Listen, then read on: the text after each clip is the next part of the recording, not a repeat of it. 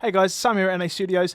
Today I want to show you how we can use drum sample replacement to our advantage within Cubase. Now this is just using the Cubase stock tools, no third-party plugins, anything like that.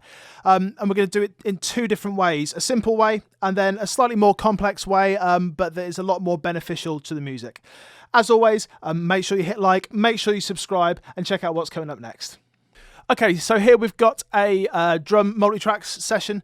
We've got kick, snare, overshells, overheads, etc. Now the snare is a bit disappointing. It's not been tuned very well, not been mic'd very well, a lot of spill, a lot of ring. Okay, so we're going to try and improve that with some sample replacement.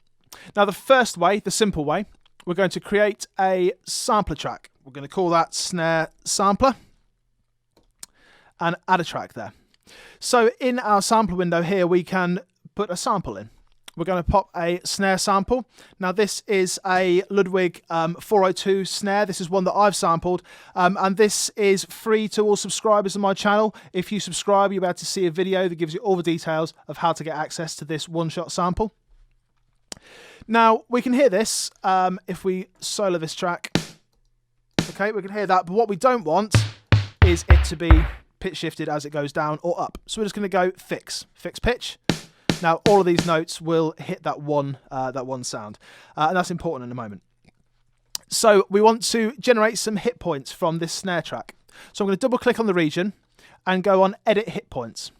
Now here I can create some points where it knows that the snare is hitting at a pre-designated threshold. Now if I take the threshold down too low, it will trigger from some hits that I don't want. If I take it up too high, it will trigger from hits.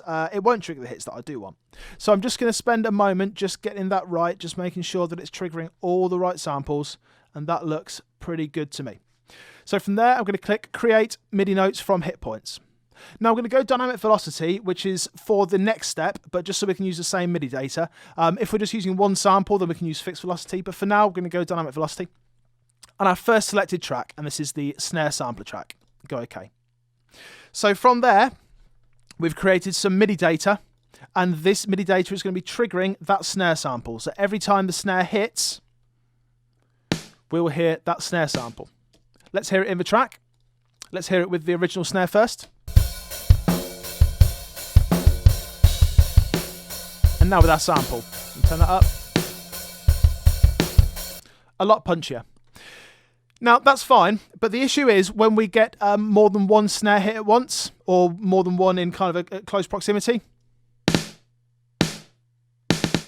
it gets a bit machine gunny, and it doesn't sound very natural.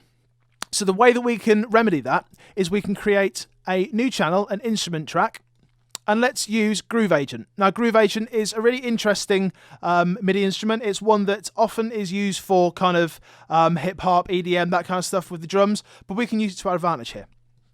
So we're going to call this Snare Multi-Sample. We're going to take that same MIDI data and put it onto the multi-sample track because we made it dynamic in the first place, so all these hits are going to be different velocities, as you can see here. So we want to do two things. First of all, let's open up our Groove Agent, and we can see here that these pads all trigger off a different MIDI note. C1, C#1, D1, D#1, all the way up to D#2. So we're going to make these MIDI notes here, we're going to randomize them in between C1 and D#2. The way we do that is select them all, press Command A, MIDI, Logical Editor. Now this is a utility where we can really manipulate MIDI, we can change velocities, change notes, we can do so much with it. We're going to use just one of the presets and edit it slightly. So I'm going to go up to the menu at the top, Standard Set 1 and Random Notes between C3 and C5. Now that gives us the MIDI notes of 60 to 84. Well, we know that Groove Agent is going from C1 to D#2, so we need to randomize these between C1 and D#2. So if we look here, we can see that C1 is at 24 and D#2 is at 39. Now, for some reason, Cubase is slightly different than this. It is the octave up. So C2 would be 36, D#3 would be 51. So between 36 and 51. We're going to randomize our notes between 36 and 51, and then we're going to apply. And you can see what that's done to these notes down here. It's taken the lowest note of C1 and then gone up to D sharp 1, and it's randomized these notes all throughout that region. So that means that when we go into Groove Agent, we can now see that those MIDI notes will be triggering different notes. So let's have a look. We've got no samples loaded in. Let's load them in.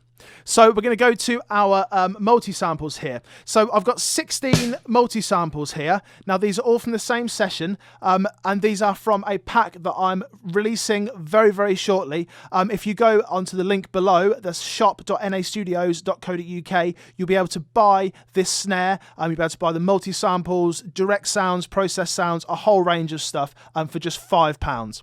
Okay, so I'm going to load these into Groove Agent. And what I want to do is, on the bottom here, it loads them into separate pads. I don't want to load them all into the same pad. I want to load them into separate pads. So there we go. Now on each of these different pads, I've got a different sample. Different velocities, different sounds. Slightly different sounds, same snare. So now when I listen to this snare multi-sample track from the beginning,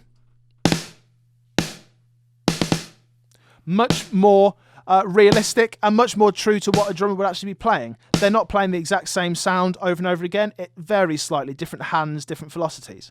So when we bring that into the track now,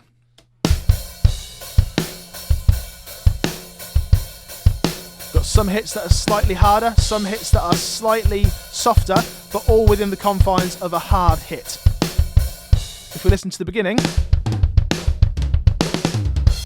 really natural. If we listen to it on the original sample sound, where it's just the one single velocity, it's a little bit sterile, it's a little bit machine gunny. We don't want that. We want something a bit more like this. 3 separate sounds. So there you have it, 2 different ways of triggering drum samples. The first way with a sampler track is a slightly simpler way of just doing one sample. Now I'm aware that you can do multi-samples within the sampler, but that's just a quick and easy way of doing one. I like using Groove Agent to do the multi-samples. It's easy, you can lay them all out, you can see exactly where they are, and using that MIDI logical editor, you can randomize those notes between set parameters. Really handy. Hey guys, thanks a lot for checking this video out. I want to let you know that you can download some one-shot samples of this snare you've heard in this video and some more snares completely for free.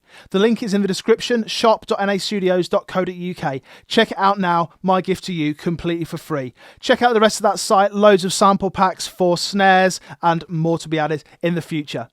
Make sure you hit subscribe, make sure you hit like. Thanks for checking it out. Take care.